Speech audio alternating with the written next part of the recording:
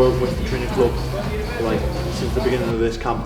So after my last fight, when I moved back to Sunderland, I just contacted Harrison and Ross at the training club and just asked if I could start me like S&C program here with Harrison, and then so I'm like halfway through the program now, so I'm feeling good, feeling strong, fit, feeling good to go already.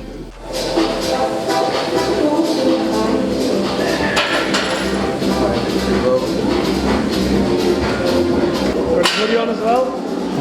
Hoodie on as well?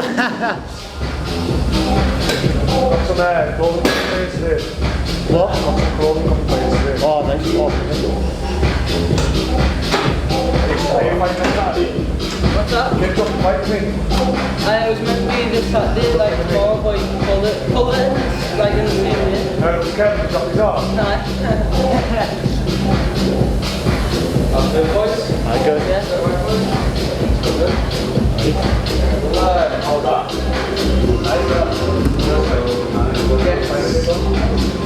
Another box with we'll do it at the same time instead of another.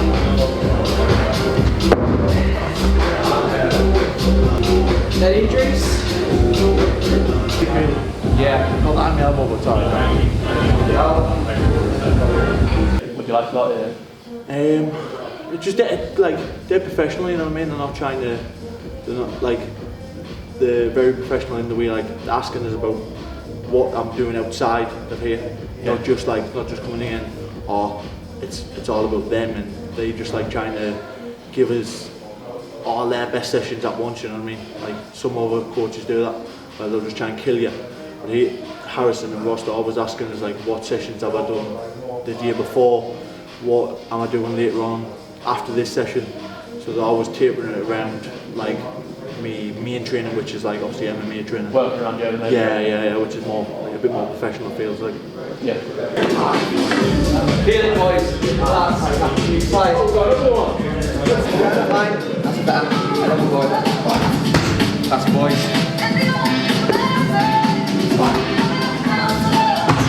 That's Kevin.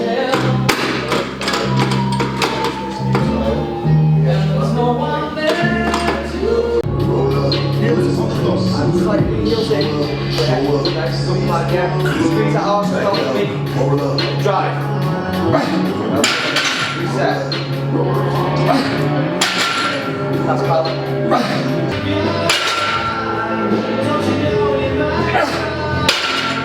That's Justin. That was the 660 pound. Right, nice and straight. Back off the floor, Justin. Back off the floor.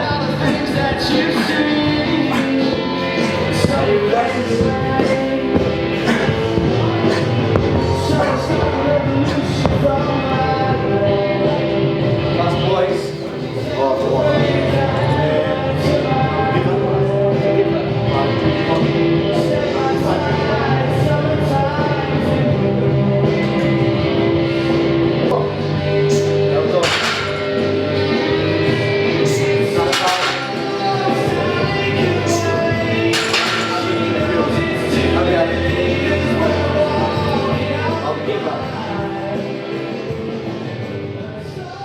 When Justin first came in, we realised that he was quite tight in the upper body, which is obviously right for fighters, so we focused on loads of mobility for him, but we don't lose explosive strength, so we're trying to gradually build explosive strength for him, gradually build that weight.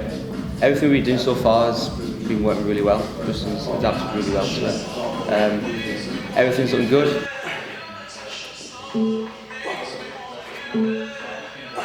How do you get rid of that tightness then? Is that through things like stretching or just stretching, a bit of mobility. So obviously today we've been starting off a bit of thoracic spine mobility with him. We always start off with a bit of that at the start of the workouts. We'll do specific stuff just to work on it, even in session. Even if it's we'll do one movement and we'll go to a bit of a accessory movement to help just with that mobility, just general movement.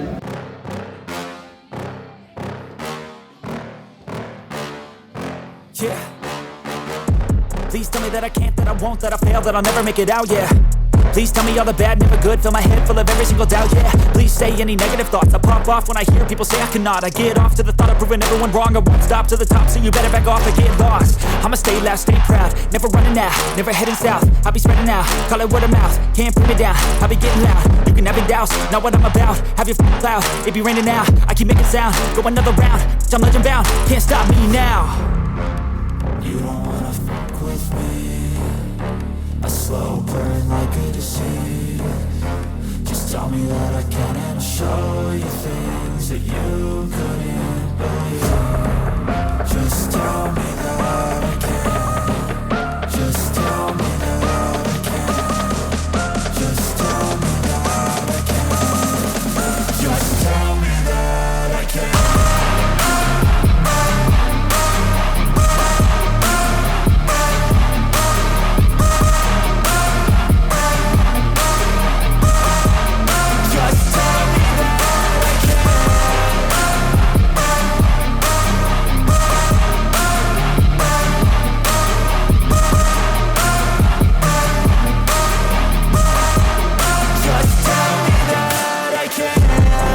Anything negative, cause I just wanna hear it out your mouth, yeah. Give me fuel, it's a tool that I use to go ahead and run my mouth, yeah. I take shots, I take loss, I make shots, I miss lots. That's how you get big box, you get yachts, you swing lots and pop off a big shot. I ain't done chasing, got big dreams, bigger things, impatient. Who's at the top think they need replacement? Who's at the bottom? Back, yeah. Cramping up a little bit. Triceps, I feel like it's more genuine then. Yeah. Feel like more about that after. I've seen you look at your diet's been shit hot anyways. Like, Your hip weight ratio is good, visceral fat score is nice and low. I know it's low already. Okay, 10 meals, so you get it down one. So your visceral fat is all you can't get that down one. Everything else is perfect. Body weight, body fat, that's all one. What that split between that and that. Obviously we don't want to get too heavy. The past few years has been a bit like up and down with like the pandemic, obviously not getting fights for like 2 years. I was signed to Burlinson, but they weren't really getting us any fights when I was asking. And then obviously went to Contender Series, didn't go my way on there. And like other things like different gyms, finding a gym that suits me best. It's been up and down, but I've always been like a motivated person, really like focused with my training. So I've been like non-stop with the training. It's just been the fight up and down. But now I'm obviously fighting for the world title next, and it's everything happens for a reason. You know what I mean? So I was never discouraged when like I wasn't getting fights or they weren't going my way. I was sort of just focused. You know what I mean? Tunnel vision on the goals I had. Were you expecting the title shot after your last win on Cage Warriors? Yeah, definitely. Like I feel like I deserved it more than anyone, and I was the only one actually asking for it. No one else was asking for it.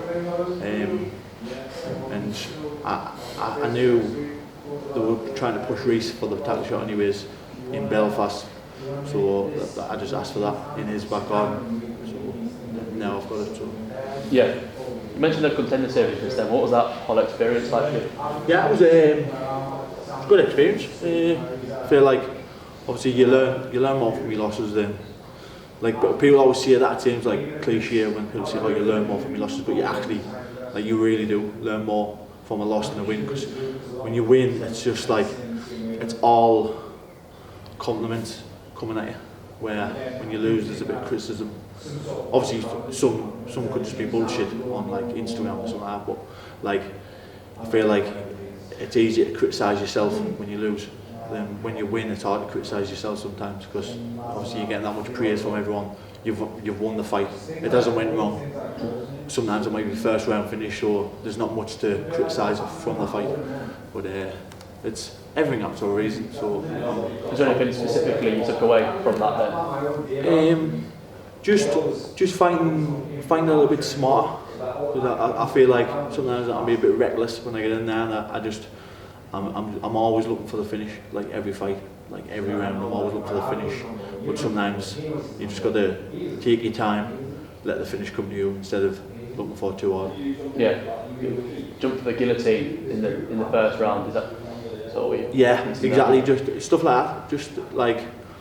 Just jumping on a finish when it's sometimes not even there, or when your opponent's too fresh. Like the finish might not be there. Like my last fight, I felt like I didn't, in my head, I wasn't never going to jump on the submission early on, which I normally do in fights. But I thought if I break them down a little bit and then jump on the finish, then it'll come easy, which it did in the second round. Yeah. You're obviously really confident in your jiu-jitsu off your back in all your fights. Where does that confidence come from? Well, I started off in Brazilian Jiu-Jitsu. I've been to Brazil, trained in Brazil in the gi, competed in Brazil in Jiu-Jitsu. So, and like most of my competition has been like in Jiu-Jitsu competitions, like tournaments. I wouldn't say like really high level like ADCCs or nothing like that, but like I've done Nagas and stuff like that around the world, and little like local comps like since I've been like 15. So I've done a lot of jiu-jitsu, so I'm always like comfortable on my back, especially in fights. I feel like a lot of fighters are not very comfortable off the back because they're scared of getting like hit, or they don't know really how to defend themselves, or they'll just hang on. But you can fight off your back, which I've shown in fights. You can fight off the back and still hurt your opponent from your back. Yeah, you've got a high work rate whilst you're down there as well. I feel like because of that, it's looked upon favourably by the judges. Do you think?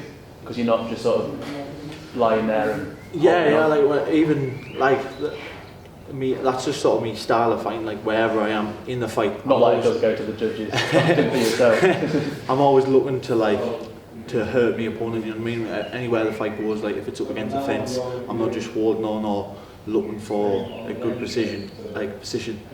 Sometimes I am, but most of the time I'm just looking just to hurt the person who fight, really, wherever the fight goes.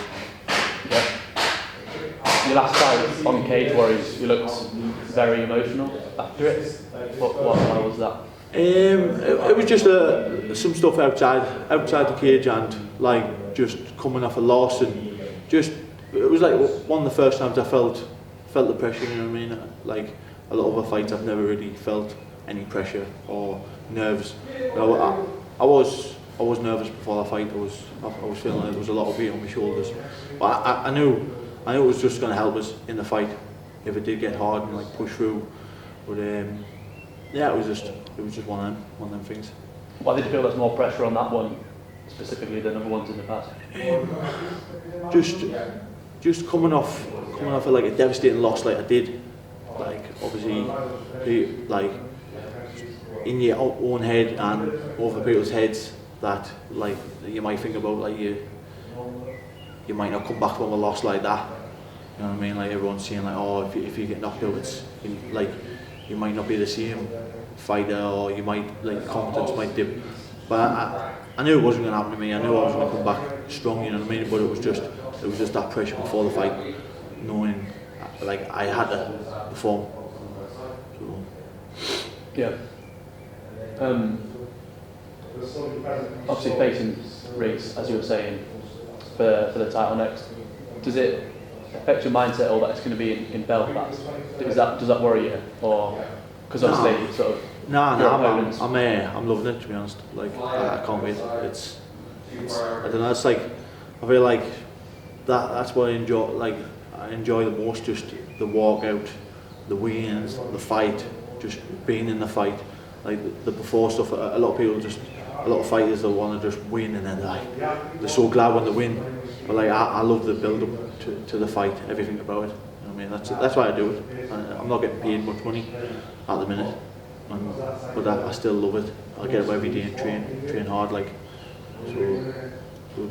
What do you mean by the build up? With the fight camp or the sort of the media around it, everything? Yeah, like obviously not. I'm not that good like with the media and stuff like that, but I still enjoy it because I feel like I'm getting better at it. Just like with the fighting, you know what I mean? It's part and parcel of that comes with the fighting now. You've got to be able to sell yourself and be good on camera now. So I enjoy getting better at that as well as getting better at fighting. I love obviously the weigh-ins, like even just cutting weight. Like it's hard. It's not nice. You know what I mean? But I like going through that little bit of struggle because it just fuels the fire for the fight. I think, in my head. Yeah. What do you think about that aspect of things? Of obviously your own blog now for the showing your fight camp leading up to the title fight. What do you think of the aspect of a fight having to sort of sell themselves to the audience?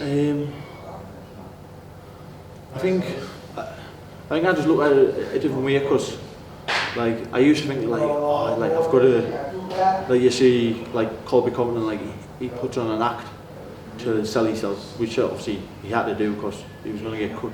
So it's like like some people might hate him because like they see him talking shit, but it's all just a show. So there's no point in just hating him because it's just a show. It's just like WWE. But I feel like with my blog and just like doing like the media stuff, I just try and just show my personality and to show me is like I can't really be anyone else but me, you know what I mean? So I'm never going to try. I'm just going to be myself, and it's just a good way to show yourself a little bit more, because when you get like interviewed from shows, it's like it's what they want. They sort of like put pressure on you to be like a certain way or act a certain way in movies, but on your own blog you can just do whatever you want. Yeah, and sort of put on YouTube. Demonstrate the real. Yeah, it's as real as it gets in a way. So yeah. Where have you been? You mentioned before moving around gyms a little bit. The fight camp for this one, where are you mainly based at? Yeah, I'm based back at TFT MMA and North East Jiu-Jitsu, and then obviously here for me S&C at the training club. Yeah, still training a lot with Jack Grant in his gym. Yeah, Jack Grant and Charles Joyner, two of my teammates who I was training with down Liverpool. They've moved up. Charles he just got a flat next to my house, and then Jack Grant, he's just bought a camper van and he's just travelling back and forth in the camper van like every week. So it's good to have them two up, you know what I mean? Two like good bodies, like they're both good fighters, you know what I mean? So they both push me a lot in training, so it's good to have them around. Obviously, funny how things worked out, because not long ago Jack himself was fighting for the welterweight title on Cage Warriors. Jack had a good fight. He fought Ian Gary, went 5 rounds. He was a bit unlucky. I think he definitely didn't perform how he was like before the fight in the gym, because I was training with him for the full fight. I was like his main training partner every day, and he was looking like amazing like in the gym. I feel like he started off good in the fight, and then he sort of didn't show his true self in the fight that he could have. But like everyone's been there, you know what I mean? Every fight can't be perfect. You can't just go out there and fight a perfect fight every time. So he's been back already and won since then, and now I think he's fighting in August, I think. So, yeah. I think I'm correct in saying the other day you were getting some rounds in at North East Jiu-Jitsu, just round the corner. Is that why you're training your grappling in the minute? And what's about that? So obviously I'm still training like grappling at TFT as well with Andrew Fisher. Do a lot of me wrestling and stuff like that, and like MMA sort of style grappling, plus striking and other stuff. But I go to North East Jiu-Jitsu a couple of times a week just to get like rounds in with like top Jiu-Jitsu guys, Ellis, Younger, all them guys there. So it's good to get them roles in. Very high level. Yeah, it's like obviously they're like world level in Jiu-Jitsu, so it's good to get the rounds in with them. Yeah. How have you felt like, you mentioned obviously coming from Jiu-Jitsu background yourself, how have you felt like you had to adapt your Jiu-Jitsu for MMA? I felt it was more the wrestling, because I didn't really have any wrestling. Like when I was up until I fought David Bear, I actually didn't wrestle at all. Like I was just training Jiu-Jitsu in the gi, in like no gi training. So I was like, all the wrestling that I learned up until then was just sort of like YouTube wrestling, you know what I mean? I would just watch stuff and just drill it. But now obviously I'm working with Andrew Fisher. He's pretty high level, like wrestling for MMA style, especially up against the fence and stuff like that. So I feel like I'm always evolving my game, and I feel like people haven't even seen like half of what I can actually do in the cage. So next time, like for the next fight, obviously I'll be showing like what I can do everywhere. Yeah. What do you make of Reece coming into it? Obviously, having fought at a high level himself.